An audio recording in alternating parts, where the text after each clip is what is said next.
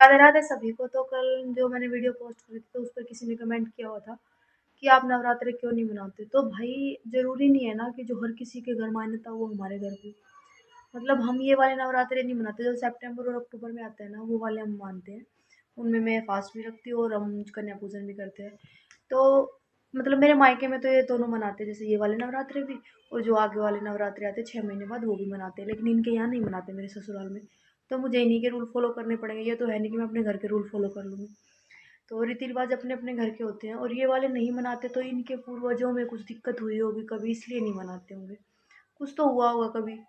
तो तो मेरी सासू माँ को भी नहीं पता क्यों नहीं मनाते, लेकिन उनको ये बस ये पता है कि ये वाले हम नहीं मनाते, ना हम पूजन करते और ना ही हम कन्या को जिमाते।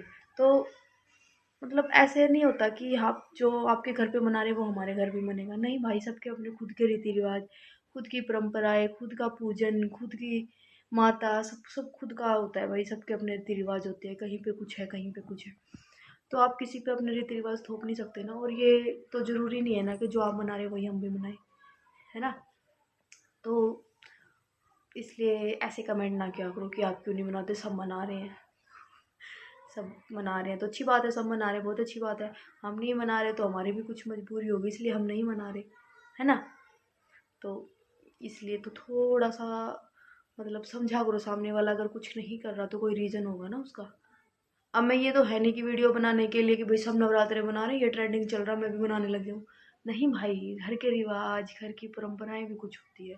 जहाँ मैं शादी करके आई हूँ उनके घर के कुछ रिवाज भी होते हैं जो मुझे फॉलो करने हैं। मैं सिर्फ कंटेंट क्रिएटर हूँ तो इसका मतलब ये थोड़ी ना हर चीज़ को कंटेंट बना दूंगी।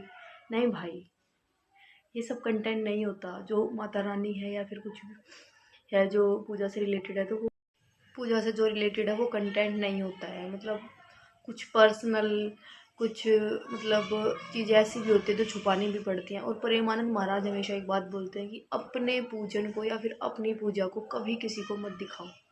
और ये चीज़ मैं फॉलो करती हूँ। मतलब कि मैं कितना क्या करती हूँ, कितना भगवान को याद करती हूँ या फिर कितना भगवान को पूजती हूँ।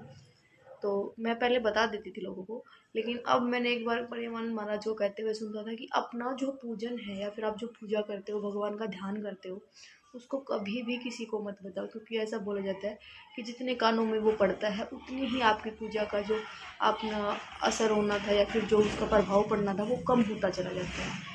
तो मैं वो चीज़ मानती हूँ। मैं ये नहीं कह रही आप भी मानो, नहीं भाई, आप जो कर रहे हो वो करो। सबकी अपनी सोच है, सबकी अपनी ज़िंदगी है। आपको जो अच्छा लगता है वो आप करो, जो मुझे अच्छा लगता है वो मैं करती हूँ। भैया आप ये नहीं बोल रहे कि आप भी वही मानो, नहीं भाई।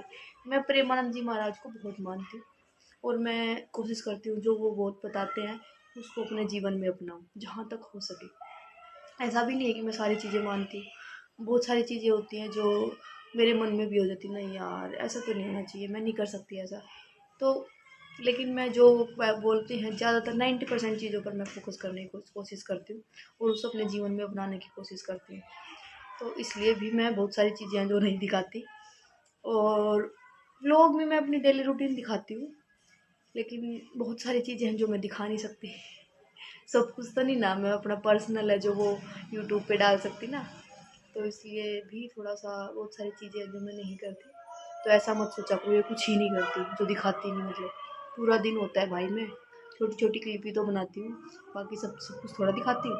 तो इसलिए थैंक यू, राधे राधे, मिलते हैं नेक्स्ट वीडियो में।